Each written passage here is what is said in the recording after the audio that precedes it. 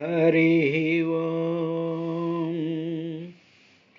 ధీయుతుడై నమో భగవతే హరయే పరమాత్మనే ముకుందాయ సమస్తభక్తవరదాయ నమః పురుషోత్తమాయ కృష్ణాయ మునీంద్రవంద్యచరణాయ సురారిహరాయ సాంఖ్యయోగాయ వినీలభస్వదలకాయ రథాంగధరాయ వేధసే రాజసతమసాత్ములకు రాదుగదా నినుగాన నవ్యపంకేజదళాయ తక్షమునిగేయ పవిత్ర చరిత్ర విస్ఫురద్రాజకళాధరాజ సురరాజముఖామరమౌళిరత్న విభ్రాజిత పాదపీఠ భవబంధ విమోచన పద్మలోచన మదినుహింపగ యోగివర్యులు భవన్మాయాలతాబద్ధులై ఇదమిత్తంబనలేరు తమసులమయ్యే పారుమబోటి దుర్మదులు ఏ రీతి నిరుంగబోలుదురు సమ్యగ్ధ్యానధీయుక్తిని పదముల్ చెరెడి త్రోవ చూపి భవకుపంబుందరింపింపవే కంటి గంటి భవాబ్ది దటగ కంటి ముక్తి నిధానమున్ కంటి నీ కరుణావలోకము కంటి పాపము వీడ ముక్కంటి తమర చూలియుంబొడగా నట్టి మహాత్మ నా ఇంటికి చనుదెంచితిస్వరయే కృతార్థత పొందితిన్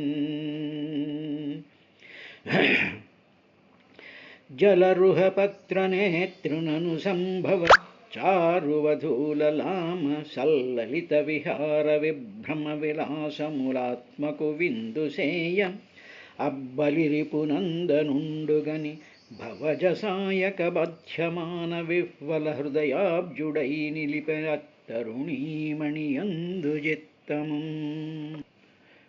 దళమైన పుష్పమైనను ఫలమైనను సలిలమైన బాయని భక్తిన్ కొలిచిన జనులర్పించిన నెలమిన్ రుచిరాన్నముగనే ఎను భజింతున్ గురుమతి తలపగ త్రిజగద్గురుడు వనందగిన నీకు గురుడనగా ఒండరుడెవ్వడింతయును నీ కరయంగ విడంబనంబయగుగా దెహరీ హరి ఓం సర్వభూత సమత్వేన నిరైర్వైరేణ ప్రసంగత బ్రహ్మచర్యేణ మౌనేన స్వధర్మేణ బలీయసా యదృచ్ఛయోపలబ్ధేన సంతుష్టో మితభృగ్ ముని వివిక్త శరణ శాంతో మైత్రః కరుణాత్మవాన్ అని చెప్పి ఓ విదురా అని మైత్రేయ మహర్షి విదురుడికి కపిల మహర్షి తల్లికి వివరిస్తూ ఉండేటువంటి విశేషాలని చెప్తూ ఉన్నాడయ్యా అని చెప్పి ఆ మొట్టమొదటిగా ఉండేటువంటిది ఏమిటంటే అది ఫండమెంటల్ ప్రాబ్లంని ఆయన తల్లి ముందు ప్రవేశపెట్టాడు. తల్లి ప్రకృతి అంటే ఏమిటి, పురుషుడంటే ఏమిటి అని ప్రశ్న వేసింది. ప్రకృతిలో ఉండేటువంటి సమస్తమైనటువంటి జీవరాశులు ప్రకృతిలో ఉండేటువంటి గుణాల చేత నిండిపోయి ఉంటారు. ఈ ప్రకృతిలో నిండిపోయి ఉన్న ఆ ప్రకృతిలోనే ప్రతి అణువులోనూ కూడా ప్రతి మూల ప్రతి చోట కూడా తాను స్వయం జ్యోతి స్వరూపంగా సత్యంగా జ్ఞానంగా సర్వజ్ఞత్వంగా సర్వశక్తిమయంగా వ్యాపించేటువంటి లక్షణంగా తాను వాటిల్లోనే ఉంటాడు. ఇలా ఉండేటువంటి సందర్భంలో తన యొక్క మాయాశక్తి వల్ల ఈ శరీరాలతో తాదాత్మ్యం చెందిపోయినటువంటి తన యొక్క జ్ఞానాన్నే జీవుడు అంటారు. కాబట్టి ఈ జీవుడు ఈ శరీరాన్ని ఆధారంగా చేసుకుని ఆ శరీరాల్లో ఉండేటువంటి ఆ ఇంద్రియాలను పట్టుకుని ఎదురుగా కనిపిస్తూ ఉండేటువంటి ప్రపంచంలో ఉండేటువంటి వస్తుజాలముల మీద మనసును పారేసుకుంటూ దానిలో నుంచి బయట పడలేక అలాగ తిరుగుతూ ఉండేటువంటి విధానం వల్ల తాను ఎవరు అనేటువంటి విషయాన్ని మర్చిపోతూ ఉంటారమ్మా అని చెప్పిన తరువాత సరే అబ్బాయి, నువ్వు బాగానే చెప్పావురా. మరి ఈ ఎదురుగా కనిపించేటువంటి ప్రపంచం అంతా తానే కదా, ప్రకృతి అంతా తానే కదా, ప్రకృతి తన మాయాశక్తి చేత బయట ప్రొజెక్ట్ చేశాడు కదా, చేసి అనేక కోట్లాది వస్తువులను తయారు చేసి పెట్టాడు కదా, వాటిల్లో ప్రయోజనాలు పెట్టాడు కదా, వాటిల్లో విషయాలను పెట్టాడు కదా, వాటిని అనుభవించడం కోసం అని చెప్పి ఇంద్రియాలను పెట్టాడు కదా, చేసిందంతా తనే చేస్తూ ఈ జీవుల్ని మాయాశక్తిలో ముంచేసేసి దాంట్లో వాళ్ళని ఆడిస్తూ తనే చేస్తూ ఉన్నాడు కదా.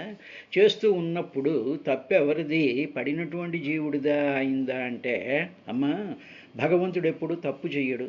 భగవంతుడు ఒకడే సత్యం. భగవంతుడికి ఏ విధమైనటువంటి రాగద్వేషాలు కానీ ఇవేమీ ఉండవు అనేటువంటి ఒక ఫండమెంటల్ పాయింట్ను గట్టిగా పట్టుకోవాలమ్మా. అలాగ భగవంతుడు కావాలని చేస్తున్నాడు, భగవంతుడు మాయ చేస్తున్నాడు అనేటువంటి భావంతో, ఆయన మోసగాడు అనేటువంటి విధానంతో ఉంటే మాత్రం చాలా పప్పులో కాలేసినట్టే. ఇప్పుడు అదే భగవంతుడు ప్రకృతిలో తనని గ్రహించగలిగేటువంటి వివేకంతో కూడుకున్నటువంటి మనసునిచ్చాడు కదా. అంటే ఏమిటి, ఏది ఏది, ఇవి నీరు వేరు, అగ్ని వేరు, ఆకాశం వేరు, వాయువు వేరు అని చెప్పి గ్రహించగలిగి పదార్థాలలో ఉండేటువంటి తేడాలను గ్రహించగలిగేటువంటి శక్తి ఇచ్చాడు కదా మనసుకి. మరి అదే మనసుకి కష్టం అనుభవించేటువంటి విధానం ఇచ్చాడు, తర్వాత సుఖం అనుభవించేటువంటి విధానం ఇచ్చాడు. ఈ రెండిటికి తేడాలు గమనించగలిగినటువంటి శక్తిని కూడా మనసుకి ఇచ్చినప్పుడు, కనిపించేటువంటి ప్రకృతిలో ప్రతి దాంట్లోనూ కూడా అంతర్లీనంగా స్వయం జ్యోతి చైతన్య ప్రకాశమైనటువంటి సత్యమైనటువంటి జ్ఞానం ఒకటి ఉంది అని చెప్తే, ఉంది అని అనేటువంటిది నువ్వు వింటున్నావు కదా, వింటే నీకు కొంచెం అర్థం అవుతోంది కదా, ఆ అర్థం చేసుకునేటువంటి శక్తి మనసుకి ఇచ్చాడు కదా. కాబట్టి ఆ మనసునే వాడి, ఆ మనసులో ఉండే వివేకాన్నే పట్టుకుని ఎప్పుడు వస్తువుల్లో ఉండేటువంటి ప్రయోజనాలు, వాటిల్లో ఉండేటువంటి సుఖదుఖాలు అవే శాశ్వతం అనుకుని వాటి వెనకాల పరిగెడుతూ ఈ జన్మ పరంపరంలోకి చేరకుండా ఒకసారి ఆగి, ఓహో, నీవు ఇవన్నీ ఇచ్చినా వీటిలన్నిట్లోనూ కూడా నువ్వే ఉన్నావు అనేటువంటి ఆ సత్యం, జ్ఞానం, అనంతం, నిత్యం, శుద్ధం, భుక్తం, సర్వవ్యాపకమైనటువంటి ఆ స్వయం జ్యోతి హృదయ మధ్యంలో ఉన్నానని కూడా చెప్పాడు. కాబట్టి దానిని నువ్వు ధ్యానించు. అది ధ్యానించడం నీకు కష్టంగా ఉంది అంటే, ఏదో గుళ్ళోకి వెళ్తే అక్కడ సాకార రూపాలైనటువంటి విగ్రహాలు ఉంటాయి. విగ్రహాలలో ఒక బ్రహ్మాండమైనటువంటి జ్యోతి వెలుగుతోంది, ఒక జ్ఞానస్వరూపం ఉంది, ఒక సర్వజ్ఞత్వం ఉంది, ఒక సర్వశక్తిమయమైనటువంటి భావం చెయ్యి. ఆ భావన చేసి నమస్కారం పెట్టి కొబ్బరికాయ కొట్టి ప్రదక్షిణ చెయ్యి అని మనసుని దేని వైపుకు డైవర్ట్ చెయ్యాడో ఆ డైవర్షన్ గురించి ఆయన చెప్తూ 16 రకాలైనటువంటి పద్ధతులతో నువ్వు దీన్ని సాధించవచ్చా అని చెప్తూ మొట్టమొదటి ఏం చెప్పాడంటే, మయి భావేన సత్యేన, మొట్టమొదట నా యందు నీకు ఏ విధమైనటువంటి ఫలకామన లేనటువంటి భావం ఉండాలి, ఒక అభిప్రాయం ఉండాలి. నెంబర్ 1. నెంబర్ 2, అది శ్రద్ధగా ఉండాలి. తరువాత మత్కథాశ్రవణేన, నా కథలు వినాలి. శ్రద్ధయాన్విత, నా కథలు వినాలి, దాని గురించి ఆలోచించాలి. దానిని రోజుకి కనీసం 15 నిమిషాలు, 20 నిమిషాలు, 30 నిమిషాల్లో ఏ రామాయణమో భాగవతం అది ఆ కథలు వింటూ ఉండాలి. అలా వింటూ ఉంటూ శాస్త్రం చెప్పినటువంటి మూడవది యమాదిభిర్యోగపథైరభ్యసన్, యమనియమాదులు అనేటువంటి దానికి సంబంధించినటువంటి విషయాలను అభ్యాసం చేస్తూ ఉండాలమ్మా. ఇలా చేస్తూ ఉండేటప్పుడు నీ కంటికి అనేక రకాలైనటువంటి జీవులు కనిపిస్తుంటారు. సర్వభూత సమత్వేన అని ఎదురుగా కుక్కలు, నక్కలు, దోమలు, చీమలు, ఏనుగులు, అవి ఇవన్నీ కనిపిస్తూ ఉంటాయి.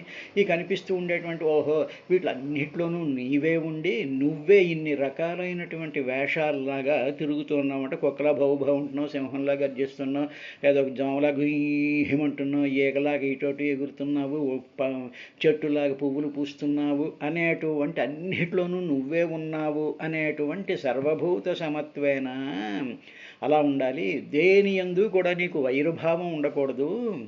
నిర్వైరేణ అప్రసంగత, ఆ జీవులు చేసేటువంటి కార్యాల మీద నువ్వు ఆసక్తి వదులుకోవాలి తప్ప నువ్వు ఆసక్తి పెంచుకోవలసింది ఏమిటి అంటే ఆ జీవులన్నీ చేస్తున్నటువంటి పనుల వెనకాల నువ్వే ఉండి నువ్వే కుక్కలాగా అరుస్తున్నావు, నువ్వే ఏనుగులా ఘీంకారం చేస్తున్నావు, నువ్వే చెట్టులాగా పుష్పాలు కింద నువ్వే కనిపిస్తున్నావు, పళ్ళ కింద నువ్వే ఉన్నావు అనేటువంటి ఆ ఆసక్తిని పెంచుకోవాలి తప్ప ఈ పండు బాగుంది, ఈ పువ్వు బాగుంది, ఈ కుక్క బాగుంది, ఈ మనిషితో కంటిన్యూస్గా కబుర్లు చెప్పుకుంటూ కూర్చొని సన్నిధానంలో ఉండాలి అనేటువంటి ఆ వ్యక్తులతోనూ ఆ వ్యక్తుల వరకు మాత్రమే పరిమితం చేసేటువంటివి ఆ మానసిక అవస్థలు ఆ ఆసక్తులు పెంచుకోకూడదమ్మా అన్నాడు.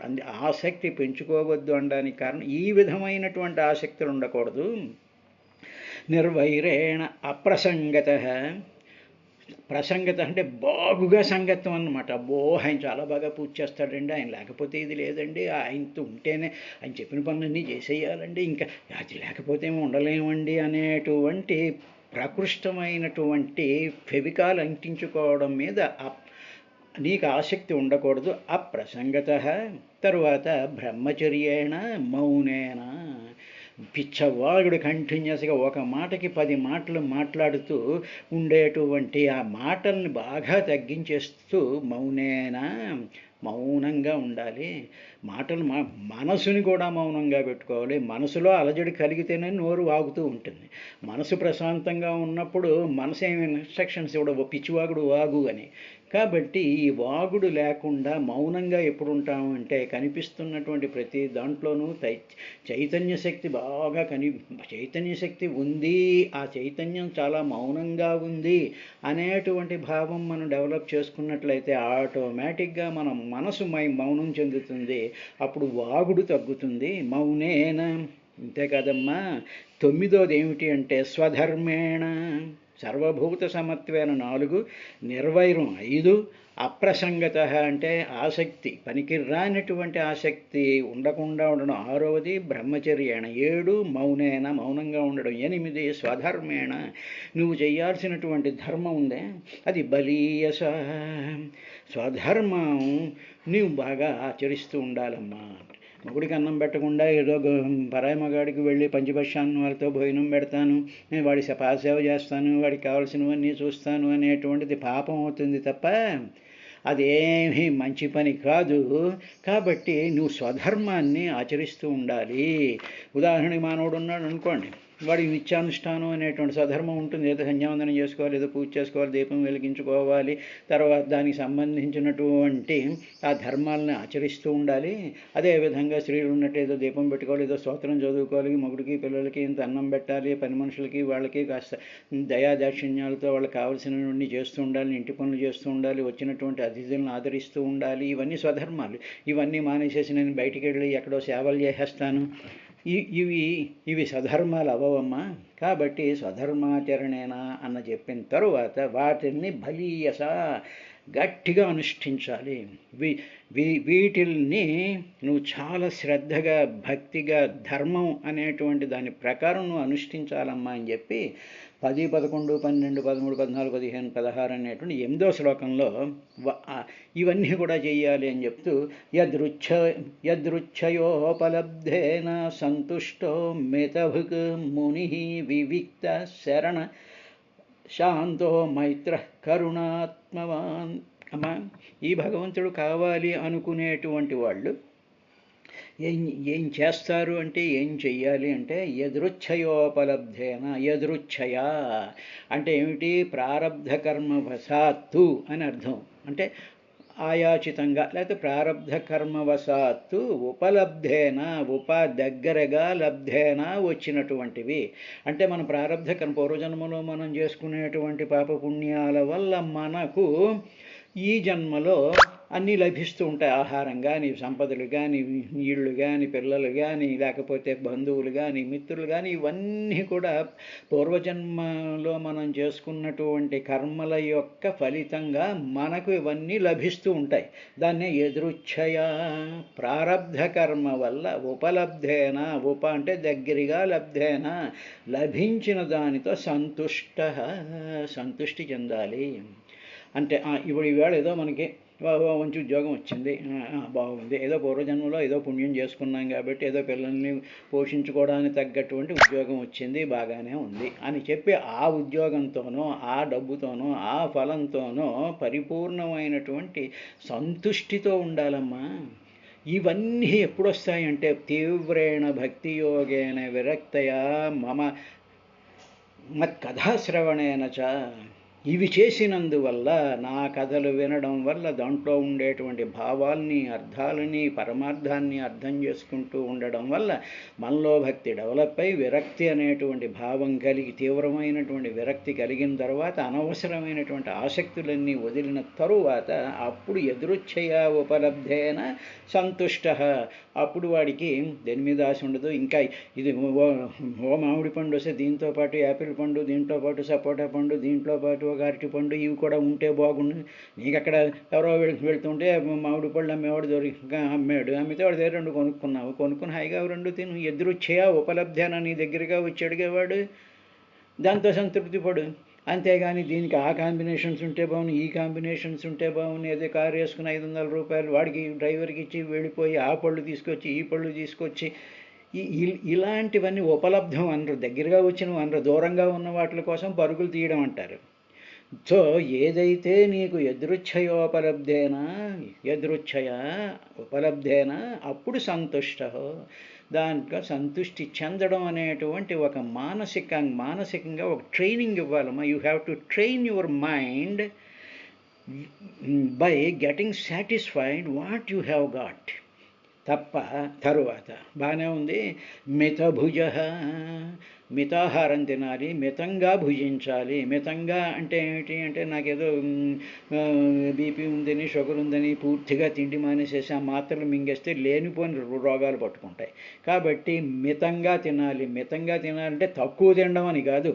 మితము అనేటువంటి దానికి ఏమిటంటే, ఒక వస్తువు మీద మనకి విపరీతమైనటువంటి ఆసక్తి ఉండి ఇదే తినాలి అని చెప్పి 10 పళ్ళు బదులు 30 పళ్ళు తినేద్దాము అని అధికంగా తినడం అనేటువంటి దాన్ని కంట్రోల్ చేయాలి తప్ప, మితం అంటే అది అర్థం, తక్కువ తినడం అని కాదు.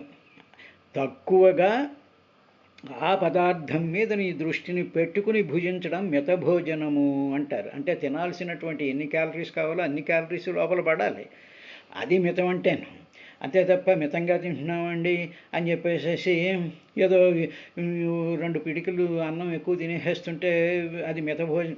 తక్కువ తినేసి 2 మెతుకులే తినడం మితభోజనం అవ్వదు, అలాగా దాని అర్థం.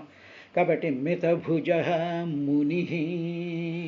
ముని అంటే మునిలా ఉండాలి అంటే ఏమంటే గడ్డాలు మీసాలు పెంచుకోవాలండి అంటే దాని అర్థం అది కాదు. ముని అంటే మననశీలత్వము కలుగుటను ముని అంటారు. మననం చెయ్యాలి. ఏమిటి మననం చేయాలి?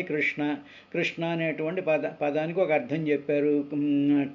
కృషతీతి ఇది కృష్ణ అంటే ఏమిటి? బాగుగా ఆకర్షించేటువంటి వాడు కృష్ణుడు. ఏది బాగుగా ఆకర్షిస్తున్నది అంటే సూర్యుడు భూమిని ఆకర్షిస్తున్నాడు, పువ్వులు మనసును ఆకర్షిస్తున్నాయి, ఏదో స్త్రీలు పురుషులను ఆకర్షిస్తూ ఉన్నారు, చంటి పిల్లలు మనని బాగా ఆకర్షిస్తూ ఉంటారు, కొన్ని వస్తువులు మన ఆకర్షిస్తూ ఉంటాయి అని. ఓహో, ఆకర్షణ అంటే ఇలాగన్నమాట. దేనిని ఆకర్షిస్తోంది అంటే మనసుని ఆకర్షిస్తోంది, మనసు ఆకర్షింపబడుతోంది. కాబట్టి ఈ మనసు ఇలాగ ఎప్పుడైతే అన్నిటి చేత ఆకర్షింపబడిపోతుందో, ఆకర్షించేటువంటి వస్తువులది తప్పు కాదు, ఆకర్షింపబడేటువంటి గుణం కలిగినటువంటి నీ మనసుది తప్పు. అక్కడ యమనియమాదులను నువ్వు అభ్యసించాలి అని చెప్పి ఆ కృష్ణ శబ్దానికి, రామశబ్దానికి, శ్రీమాత అనేటువంటి శబ్దానికి ఆ అర్థాల్లో ఉండేటువంటి భావాలు మనం తెలుసుకున్నట్లయితే ఇమ్మీడియట్గా మనం ఏం చెయ్యాలి అనేటువంటి విషయం మనకి బోధపడుతూ ఉంటుంది. కాబట్టి అటువంటి అలాగ ఆ పదాలని మననం చేసుకోవడం అనేటువంటి లక్షణాన్ని మునిహి అంటారు. సాధారణంగా మునులు అంటే మహానుభావులైనటువంటి మునులు.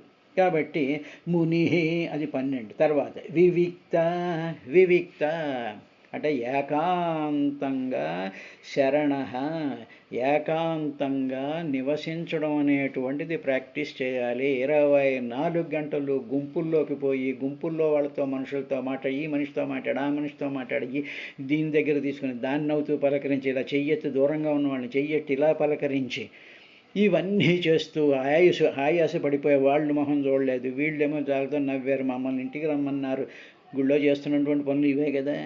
కాబట్టి ఇలా కాదు, ఎప్పుడూ కూడా వివిక్తం, భగవంతుడితో సంబంధం ఎప్పుడూ కూడా వివిక్తంగా ఉంటుంది. వివిక్తం అంటే ఏకాంతంగా ఉంటుంది. అందుకనే శ్రీరామకృష్ణ పరమహంస ఒక విషయం చెప్పారు, ఎప్పుడైనా సరే కనీసం రోజులో 1 గంట అయినా సరే ఏకాంతంగా భగవంతుడి యొక్క నామాన్ని తలుచుకోవాలి. ఏకాంతము అంటే ఏ విధమైనటువంటి డిస్టర్బెన్స్ నీ మనసులోనూ ఉండకూడదు. నిన్ను డిస్టర్బ్ చేసేటువంటి మనుషులు, వస్తువులు, పటాలు, గీటాలు, సెల్ ఫోన్లు ఇవన్నీ దూరం పడేసేసి నువ్వు ఒక్కడవే ఉండాలి. నీ ఎదురుగా భగవంతుడి యొక్క ఫోటోవో ఆ విగ్రహ రూపమే మనసులో ఉండి అలాగ నువ్వు ఉండడం అనేటువంటి దాన్ని వివిక్త శరణం అంటారు. దానిని శరణు పొందాలి, ఏకాంతాన్ని శరణు పొందాలి, కానీ గుంపుల్ని శరణు పొందడం కాదు.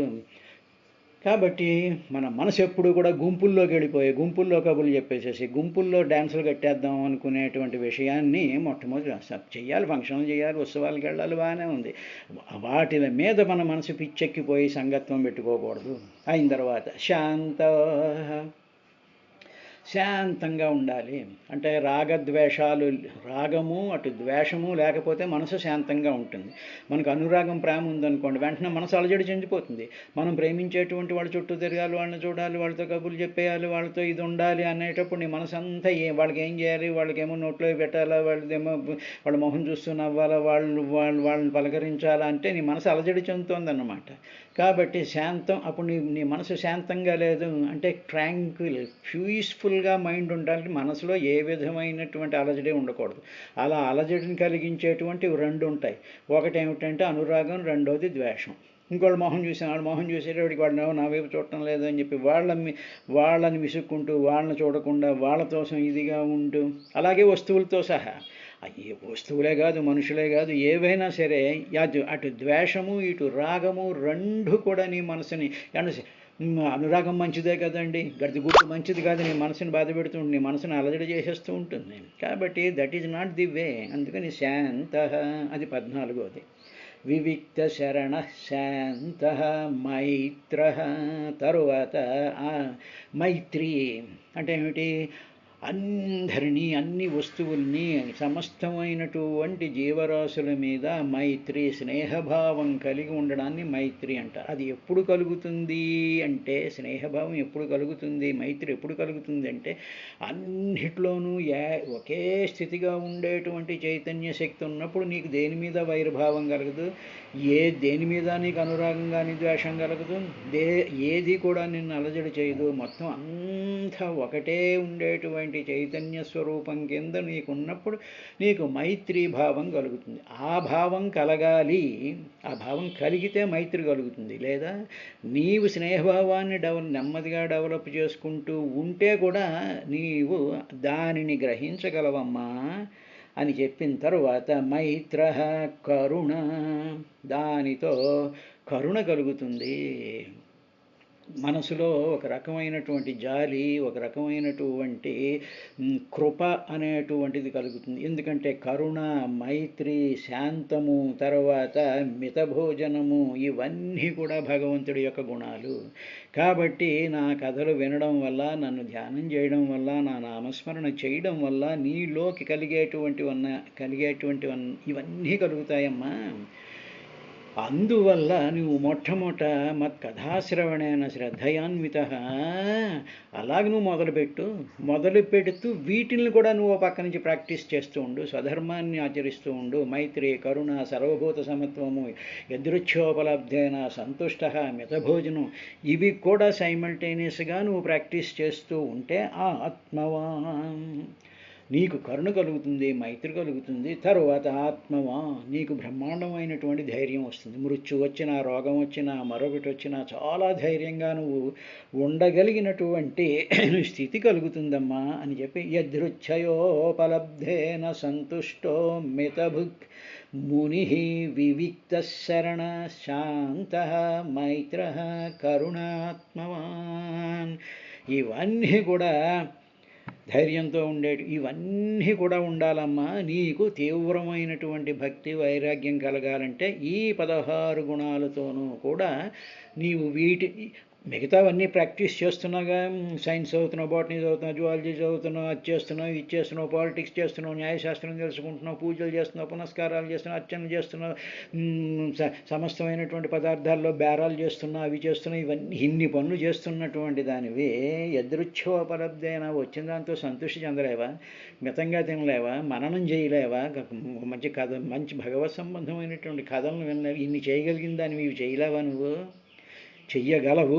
చెయ్యగలిగేటువంటి ఆ వివేకం కలిగినటువంటి ఒక మ్యాటర్ నీకు ఇచ్చాడు, బ్రెయిన్ మ్యాటర్ నీకు ఇచ్చాడు, దాన్ని వాడమ్మా అని చెప్పి తల్లికి కాదు, మనలాంటి మానవులందరికీ కూడా పరమాత్మ కపిల స్వరూపంలో వచ్చి దేవహూతికి చెప్తూ ఉన్నాడయ్యా అని చెప్పి సుఖ మహర్షి అక్కడ ఉన్నటువంటి పరీక్షన్ మహారాజుకి, అక్కడ ఉండేటువంటి వాళ్ళందరికీ చెప్పినట్టుగా నైమిషారణ్యంలో సూత మహర్షి సౌనికాది మహర్షులకి చెప్పాడు. రేపటి 8, 9, 10 శ్లోకాలు ఈ శేషాన్ని చూద్దాం.